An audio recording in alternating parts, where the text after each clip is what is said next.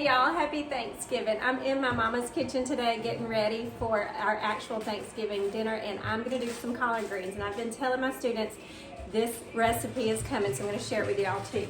So I'm gonna start with my Instapot and I'm gonna turn it on to stew. You can also use soup, either one of those is fine.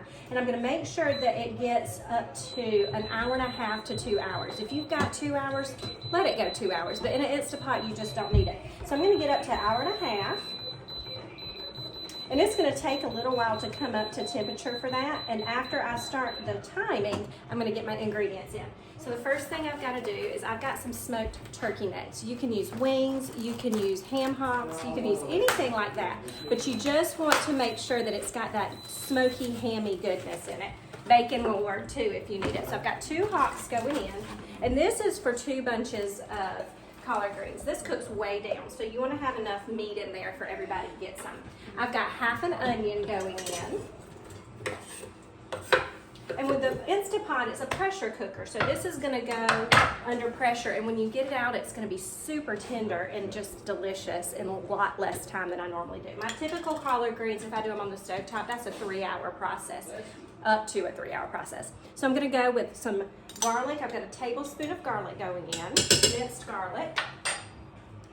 Then I'm going to go in with some flavor. I've got some smoked paprika. I'm going to go in with a tablespoon of that. And that adds bacony, smoky flavor too. So if you don't have a ham hock, by all means use that and maybe a little bit extra, and you'll still get that yummy flavor. We just like a little bit of meat in ours, so I put the ham hocks and the turkey necks or whatever I can find in there. Then I'm going to go in with a tablespoon of onion powder, a tablespoon of garlic powder,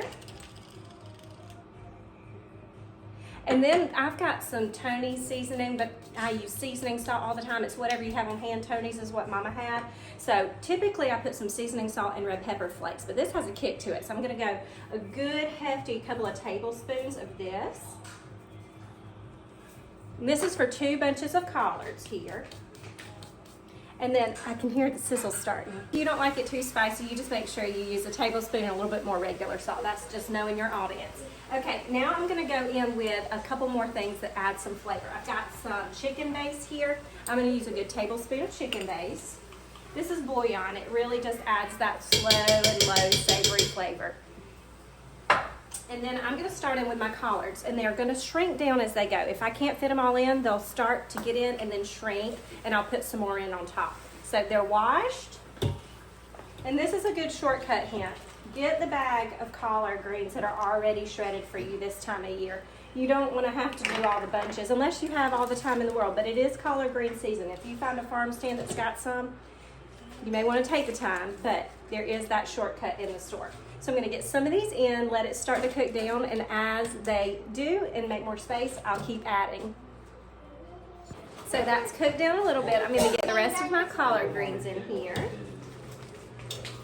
And that only took about 5 or 10 minutes.